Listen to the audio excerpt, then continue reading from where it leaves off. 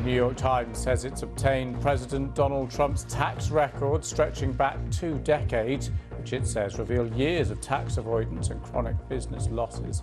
The newspaper reports that Mr. Trump paid only $750 in federal income taxes in the year he won the presidency and paid no income tax at all in the 10 years of previous 15 years. And a story that's emerged overnight from the US, the New York Times says it's obtained President Trump's tax records. The paper alleges Mr. Trump has not paid income taxes in 10 of the previous 15 years. He has, of course, as we mentioned earlier, reacted to that, saying it was fake news, I think was the quote. And also that he hasn't broken any law in doing that.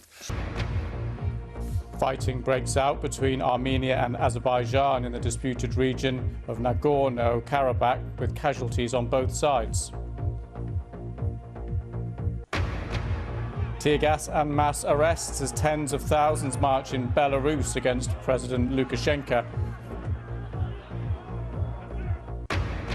And voters in Switzerland have firmly rejected a proposal to end the free movement of people within the EU. In the last hour, a federal judge in Washington has blocked President Trump's ban on downloading the Chinese-owned video-sharing app TikTok. The reasons for the temporary injunction have not been made public. The White House has previously called the app a national security threat, alleging that its Chinese parent firm is tied to the Beijing government. France's president says he's ashamed that Lebanon's politicians have failed to agree a new government. Following the devastating blast in Beirut in August, Emmanuel Macron led international efforts to persuade the ruling elite to quickly form a new administration to help Lebanon face its numerous problems, from the fallout of the explosion to an extremely fragile economy made worse by the coronavirus pandemic.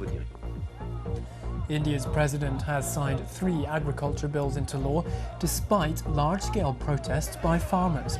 The laws will open up the Indian farming industry to the private sector, a move the government says is much needed. But many farmers say the reforms remove support and protection, such as minimum pricing for their produce.